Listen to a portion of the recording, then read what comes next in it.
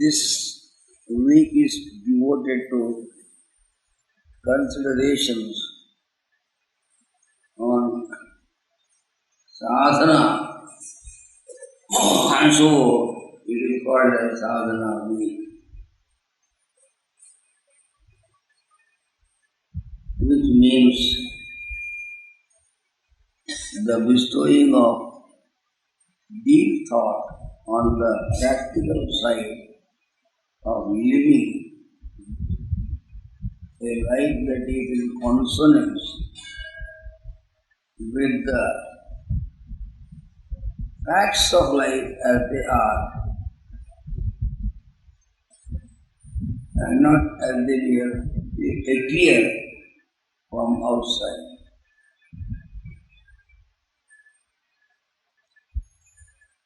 Imagine that we are seeing two things. One thing being different from the other.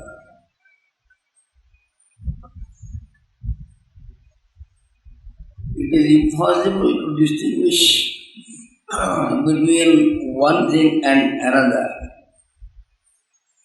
unless the distinguishing person is neither the one nor the other. If you yourself happen to be one of the two things to be distinguished as different from each other, then there would be no knowledge of the fact of there being two things at all. The observing principle, which is yourself, always stands outside the two things which are distinguishable for some purpose. Now, here arises another question.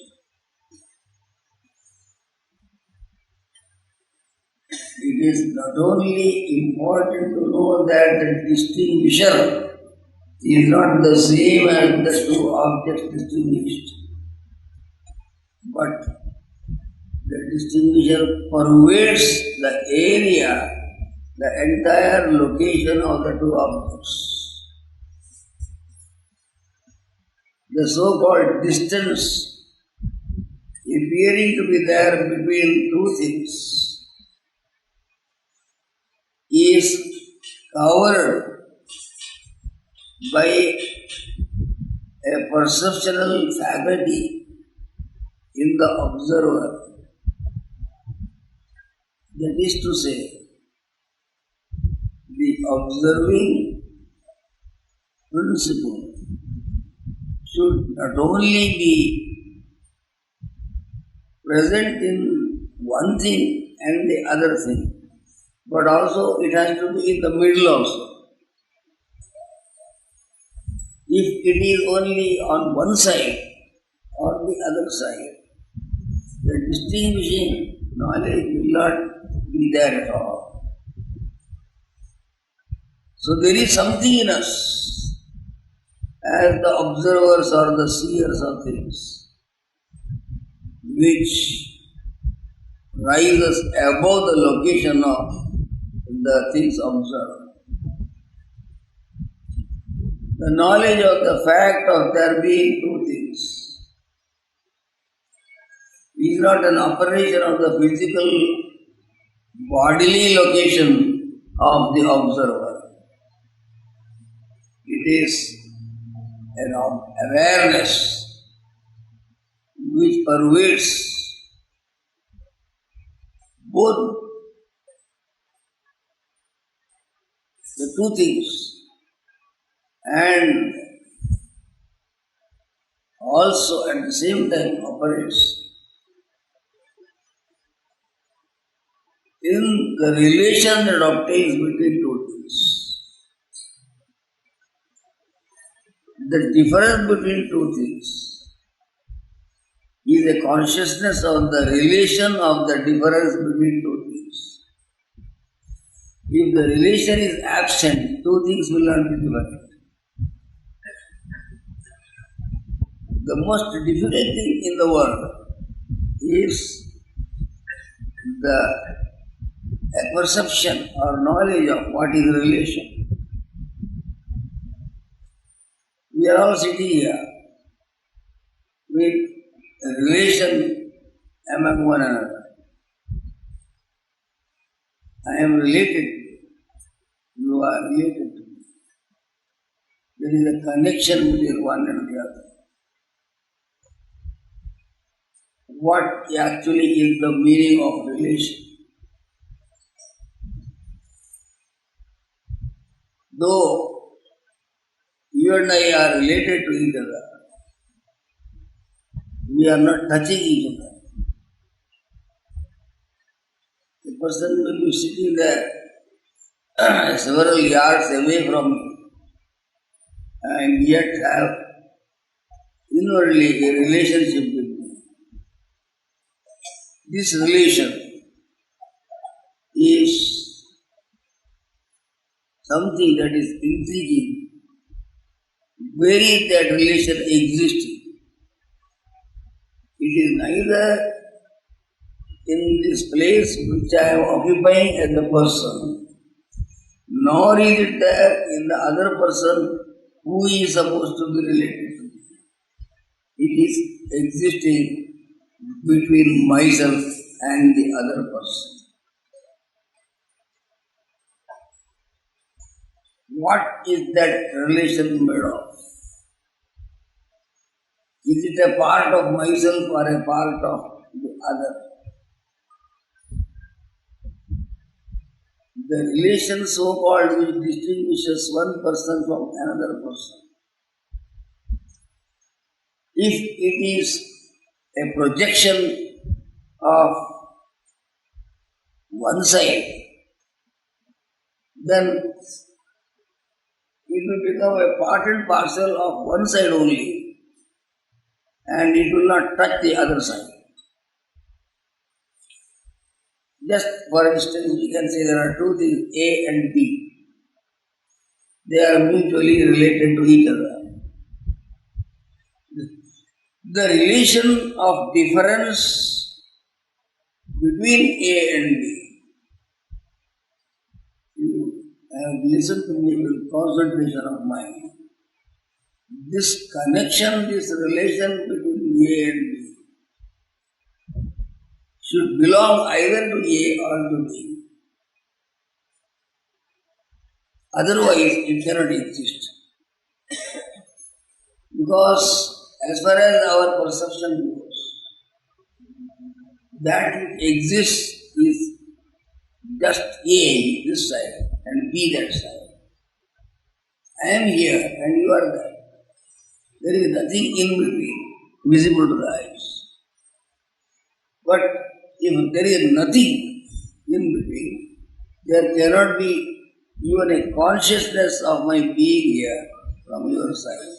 There will be no relation. This is my brother. He is related to me very closely. What kind of relation have you? Is the brother sitting on your lap, physically touching you? The relation still can be maintained between one and the other. Even if one of the persons is so far away, somewhere in some another country. If your brother is in New York, still he is related to you. What is there between the location of New York and yourself? You cannot easily say that what is there. There is nothing. Visibly, no thing called relation is observable. If it is not there, you cannot make any statement about one thing being related to another. If you assume that there is such a thing called relation invisibly operating, it should belong either to this side or that side. The relation emanates either from A to B or from B to A. In which case, the relation belongs to one side only and not to the other side. If you consider relation as something emanating from A and has nothing to do with B, then it won't touch B. So is the case in our assumption that the relation belongs to B and not to A. It has to belong to both sides. Otherwise, the distinction cannot be known. How can one thing will become two things? This is enigma in the concept of relation. Actually, the problem arises on account of our physical observation of things and our imagination that everything is made up of material substance and substance of individuality. Myself, yourself, father, mother, brother, they are all considered as physical entities. My brother is coming. You don't know what is coming actually. It is a tall physical figure moving with two legs. This is our usual conception of things. The pervasion of the observing principle in the process of the distinguishing of one thing from the other cannot be a physical element. You as a person, physical individual, do not sit between two things to distinguish between two things. Like a policeman separating one section of people from another section by just pushing his hands physically. We are not doing that in our act of distinguishing between one and the other. We can distinguish between sun and moon even, and one star and another star by sitting here and apprehending the distinction between two things. What a distance is there between ourselves and the stars? The distance does not matter. Still the relation obtains. How could you know that the stars are distinguishable one from the other when they are several light years away from you? What has happened to you actually speaking? You have never gone to the stars. Your eyes are not touching the stars. No connection intelligible exists between you and the stars. Yet you can see the stars. Actually, who is seeing the stars? Not you. Because you are here. How could you be in such a distance between the vast spatial expanse where the stars are and yourself, and yet no the stars are there? In an invisible, all-pervading form, your perceptual consciousness touches the stars. This is the reason why you are able to apprehend the existence of even most distant things in space. It is necessary for us to understand who we are before we try to know what other things are. Yesterday I mentioned to you something about the wrong notion that we have about our environment and about the location of our existence. We imagine that we are existing in one place. We are existing in all places. Otherwise, the awareness of there being such a thing as vast distance which is spatial will not be permissible and not possible. But how are we in all places? Well, apparently for the purpose of a photographic camera, we seem to be sitting in one place only. In another form of our true substantiality, we are pervading all space. In order to free ourselves from the obsession of limitation or finitude felt agonizingly in regard to our own selves, in one of the prescriptions of yoga practice, as the preliminary instruction, it is told us that you should practice the art of placing yourself outside yourself. Can you imagine that you are outside yourself? Which is a fact and the truth also. If some element in you is not outside yourself, the outside object cannot be known to be existing at all. Because your location as a physical body in one place cannot be responsible for your knowledge of there being another thing which is far away. In a subtle form, you are away from your own self. A thought that is connected with the body is called kalpita vritti, a modification of the mind which is attached to the body only. There is another kind of operation of the mind which is known as akalpita vritti, non-physical thinking. Non-physical thinking is the process of thought operating external to oneself. You place yourself away from yourself. To give an example, you are sitting in one place and looking at something which is far away from you. By a stretch of imagination, by an exercise of your will, can you transform your presence to that location of the object that you are looking at?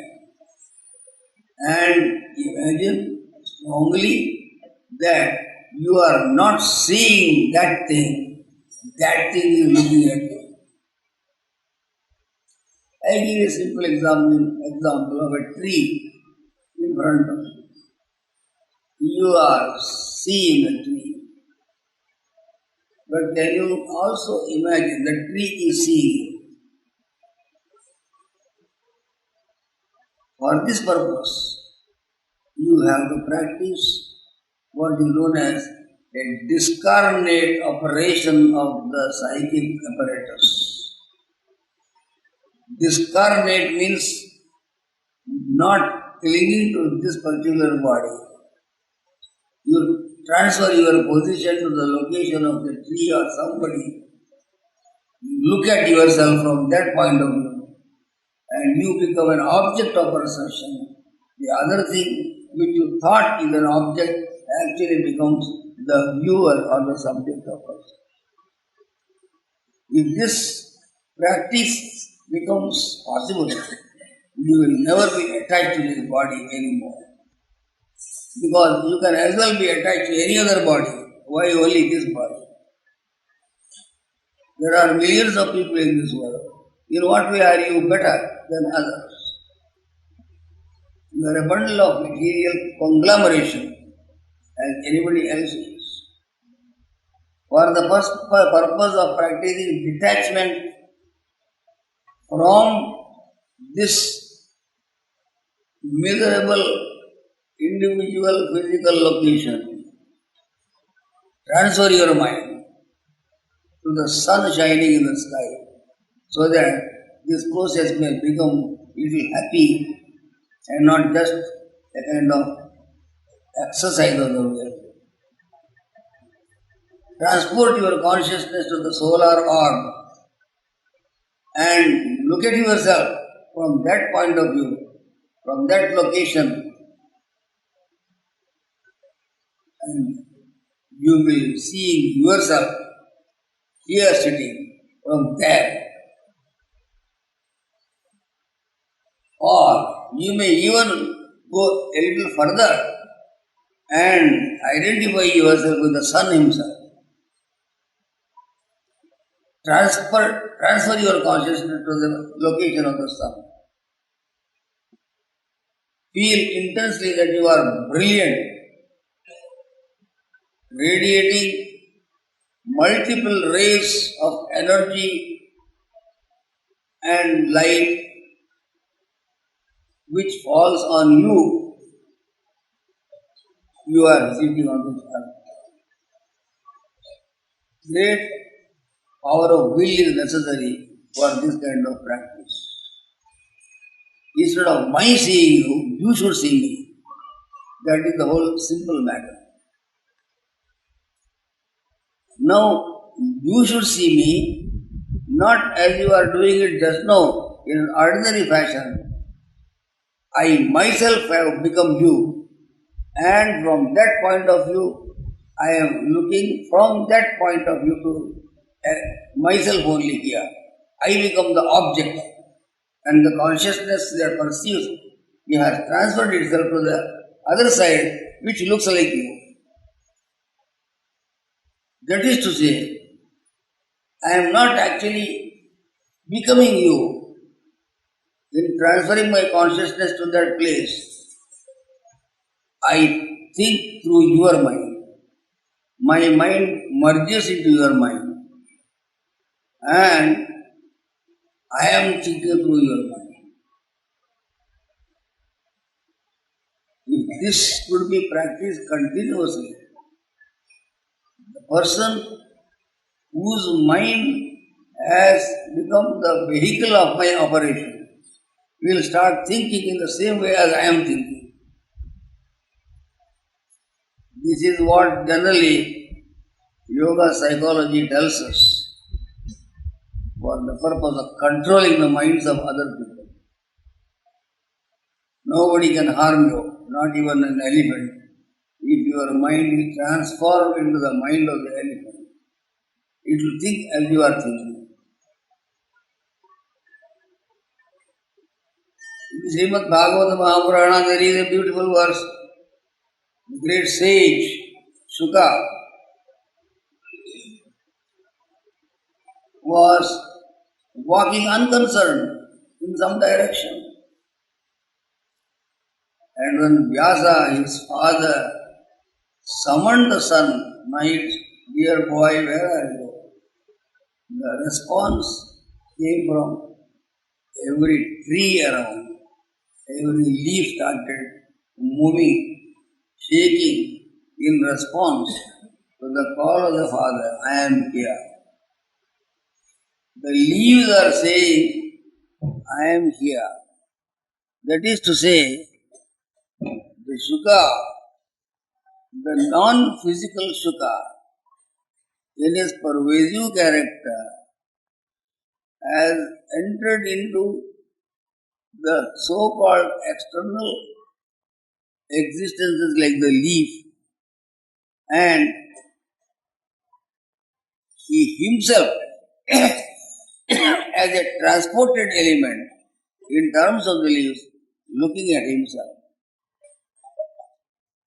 It is a right about turn of perception of the process. Instead of you are looking at the world, let the world look at you. Can you imagine what kind of yoga this is? The attachment to this particular body is so intense that we can never understand what actually is this process. What does it matter if something is there? I am concerned with myself only. This is the ahankara that speaks. Can you enter into the world outside, into the things that are outside in the world, and look at yourself from that point of view, so that you are somewhere else, at a place other than the place where you physically appear to be existing. You have detached your consciousness from this body and you have attached it to something else, which becomes your subjectivity, and your body, which was originally looking like a subject, becomes an object. Then what happens? You will be another person altogether. You can become any person that you like. You need not be only Mr. This, Mr. That. It is not necessary. You can think like any person, anything whatsoever, provided that your mind has transported itself from the location of this body to the location of another. We hear that Bhagavan Sri Krishna lifted a mountain. Actually, he has not lifted any mountain. He has lifted himself.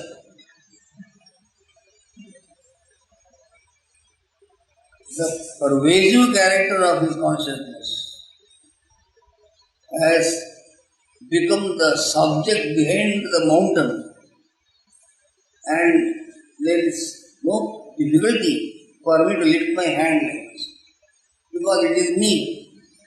But I cannot lift somebody else's hand, like the hand of an elephant, for instance. The elephant can lift its own hand, its leg, but we cannot lift its leg because it is too heavy for us. Do you know the weight of the elephant? Can anybody lift that elephant? But how does it lift itself? If it is so heavy, the elephant also cannot move.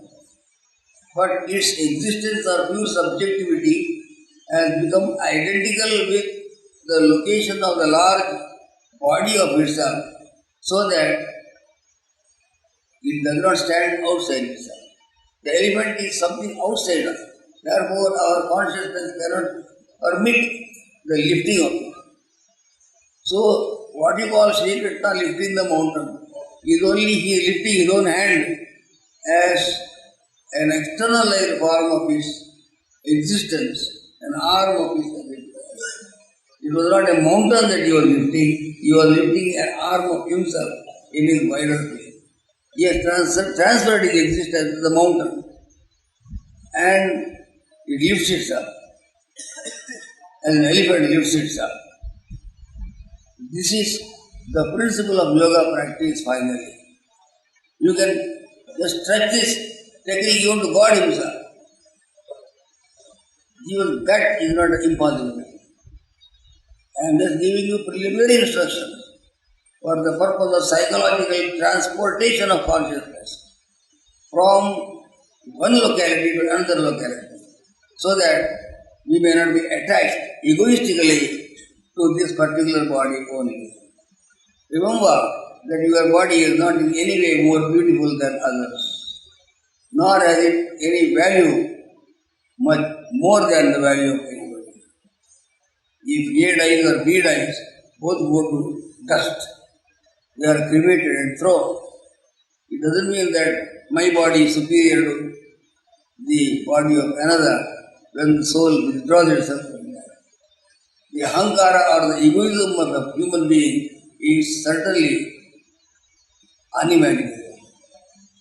We have no problem except our own ego.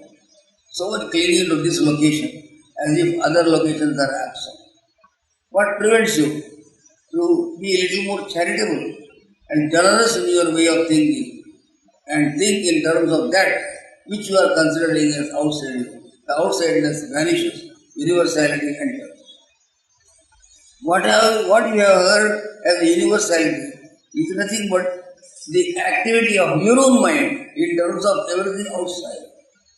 The outsideness becomes a universal pervasion because you have thought yourself as present in other things also. In many things or everything, the entire space, whole time, Creator himself. You can even transport your consciousness to the center of the cosmos. Scientists tell us the world was created by a big bang. Alright, but what was there before this event took place? That is the center of the cosmos. Close your eyes intensely and feel that you are there at that spot which was there before this event of creation took place. You will feel that you are the creator of the cosmos. The world will bend before you. But now it doesn't bend. Now you have to bend before it. Because the world has become your controller, your boss, and you have become a servant. Why should you be a servant of anybody? Because you have isolated yourself from that which is controlling you. Transport your consciousness to that which appears to be controlling you. then you control yourself at that time, like an elephant controlling itself. It is hard to imagine in the mind. Yoga is not simple. It is a strenuous effort of the intelligent will of a person to become other than what it is. The worst thing that you can think of is to imagine that you are other than what you are. Nobody likes to be other than what oneself is. I am so much. I am this much. I am this. Who can be like me? What do you think you are? You know who I am. This kind of talk, this kind of feeling is the bane of human life. And we perish as egos. And nobody benefits us afterwards. Because if everyone starts thinking through this egoistic individuality, there will be clash of purposes. One ego will not tolerate another. This kind of intolerance of egoistic principles among people is the cause of war in the world. Battle takes place and there is conflict everywhere. This happens because everything is different from everything.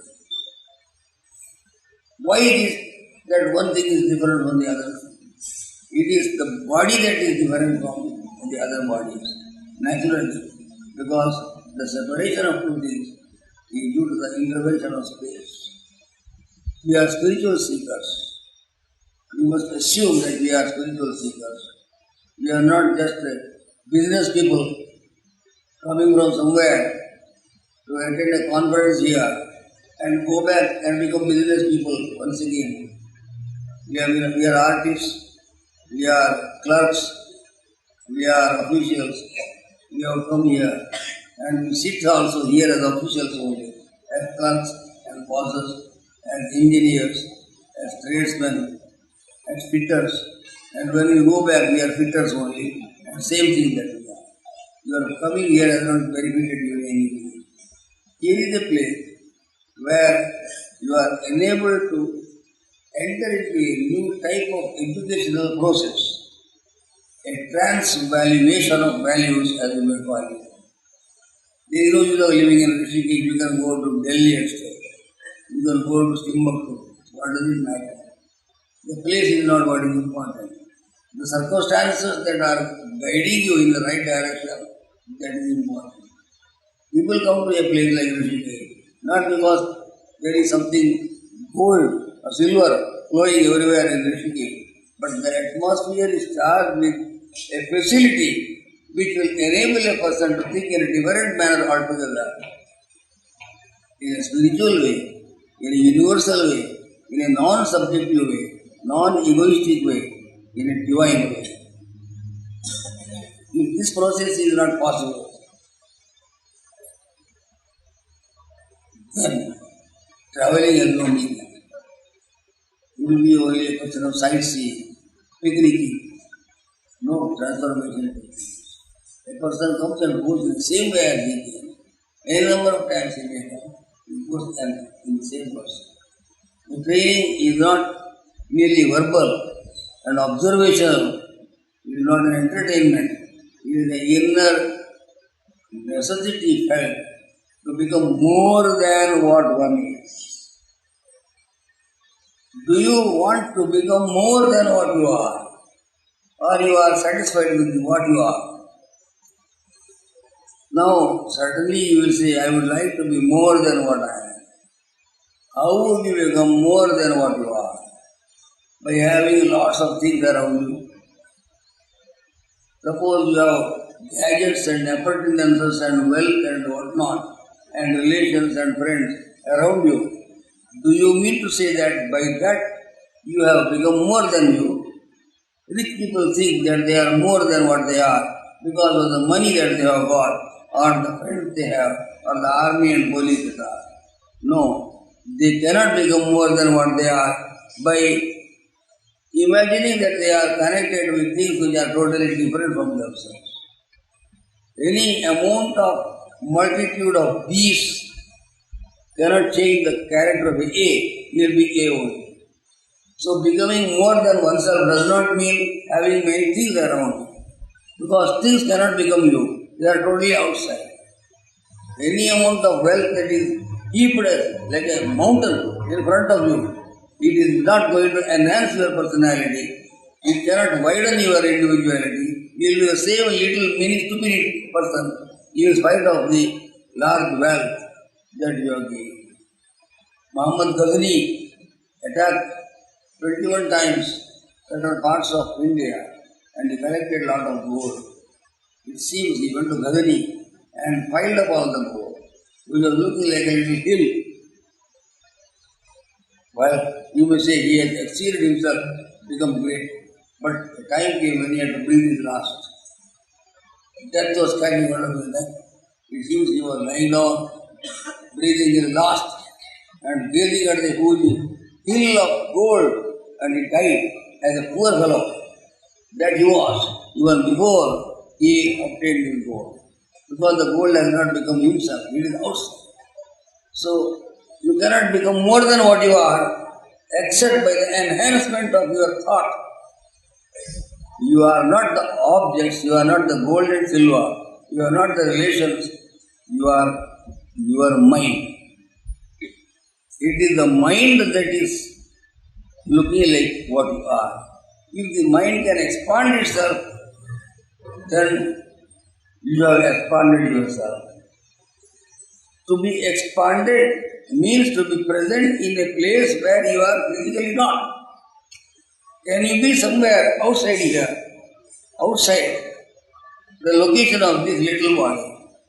Physically it is not possible because I cannot lift my body and keep it there. That is true. But I am not the body, I am the mind. Whatever I am is due to the mind thinking. I may be happy or unhappy, not because the body is sitting in one place, but the mind is happy or unhappy. The mind should exceed itself beyond the limit of this bodily location. Then it becomes larger individuality. Man becomes Superman. A mortal tends to become an immortal existence. You become wider and wider, defying the limitations of space, because wider not in the sense of a measurable geometrical pattern. It is not that your body has become so thick. That is not actually enhancement of being. It is the consciousness in you that has risen above its location inside the body and gone out. As consciousness is pure subjectivity, it is not being looked, you cannot look at it sitting here, as if you cannot see yourself sitting somewhere else. Be careful about that. The consciousness is pure subject, it cannot become an object. So when I say the consciousness in you has to expand itself, you have to become more than what you are. It means to say your I-ness has to become a larger I. Not by possession of things which are external, because the I is not outside, it is yourself only. So, very difficult thing to imagine what is this something? Very hard job. Because we have been thinking wrongly right from our childhood. All these things look very new to us. Looks impossible practically. Many feel that this realization of God is not for us. So many buses are to take. Well, you may take many buses, but it is not necessary. Provided you are able to think from the point of view of that which you are aspiring for. You can obtain anything in the world, provided you have become that which you are longing for. Anything that is really outside you will not come to you. Any amount of longing is no good. Sarvam samparada jya anyatra atmana sarvam. Everything will run away from you, flee from you. You will obtain nothing. If you want thinking, I want something which is not me, you have to know that you can want only yourself. You can possess only yourself and somebody else cannot. But that somebody also will come provided you have become that somebody. Then the somebody ceases to be somebody and you become that. You become universally operative. Impossible to imagine this condition. You may be wondering, how is it possible for me? If this is not possible for you, the very purpose of your existing in this world has no meaning. Otherwise, you will be living a meaningless life of drudgery, poverty, helplessness, foolishness, and leave this body as foolishly as we were when we were taken birth from the mother's womb, and you will take another birth. In order to continue the same foolishness with which you have left this body. Death is not a solution to problems of life. It is only a continuation of the problems. It is like escaping the eye of a creditor from whom you have borrowed a lot of money. How far can you go? The creditor will pursue you forever. As a little calf which has lost its mother cow in the midst of a large crowd of cows. It moves zigzag, running hither, thither, somehow finds its mother and will not rest until it finds its mother. So your actions will pursue you wherever you go. So death is not a solution to difficulties. Your debts cannot be cleared because you are died. You will carry the debts. Because debt is an obligation of the mind. It is not an obligation of the physical body. So as the body may go, but the mind that has obtained that credit will take it as a very powerful magnetic energy following it, and you have to pay the debt in the next birth with a redoubled force, with the double interest. Nobody can escape facts. If you have done something wrong, it will come back on your head. If you do have something good, it will come to you also. But we are not thinking of good and bad here. We are thinking of liberation from the thraldom of individual existence. Whatever I have told you may look very strange, because it is impossible to think like this. Because the highest blessedness is the most difficult treasure that is in the world. You have to become more than what you are, other than what you are, in the sense of an expanded being. You have to be larger, not by the increase in the width of your physical body, larger in your dimension of thinking, consciousness, so that you don't think only one thing, you think all things at the same time. This is the process prescribed in yoga technique of finding oneself outside oneself, and from that point of view, the location that is externally so-called, you look at yourself here so that your attachment to the body is gone. The karma of this body will not attach. You are totally free. You become a super physical viewer rather than a physical observer. If this technique can be extended further into a wider field of comprehensiveness of all things in the world, you become a world person. Vishwamanava. This is what they call a Superman. The world becomes your body. You can imagine what you will be feeling at that time. Your little consciousness, clinging to this little body, will cling to the whole world and pervade everywhere, and everything will be your external form. Can you imagine what it would be like to think in terms of the whole world as yourself? You cannot do that because you are unable to transfer the consciousness of your physical existence and make it enter into the substance of the universe. There is a great difficulty in becoming other than what one is. So much is the attachment to this body. That's why you cannot bear one word talk against this body. Yoga is difficult. Sadhana is very hard. Sadhana is supreme effort that you have to put in honestly chastening your psychic operations. And as I mentioned yesterday, start thinking spiritually and not psychologically. The psychological mind projects itself as a viewer, observer of another object. The spiritual mind considers itself as the very thing which it observes. So that the relationship between one thing and another is abolished and it becomes a relationless, ubiquitous, expanded consciousness. You are not a person. You are not the son, daughter of somebody.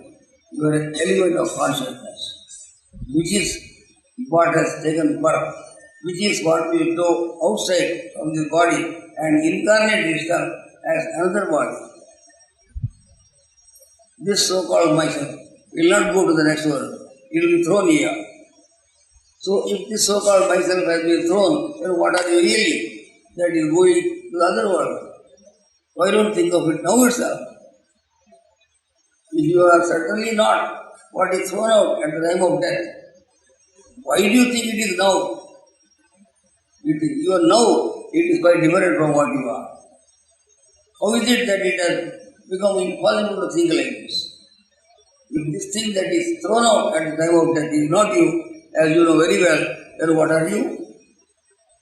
That thing is the crucial matter here. On this you concentrate and see that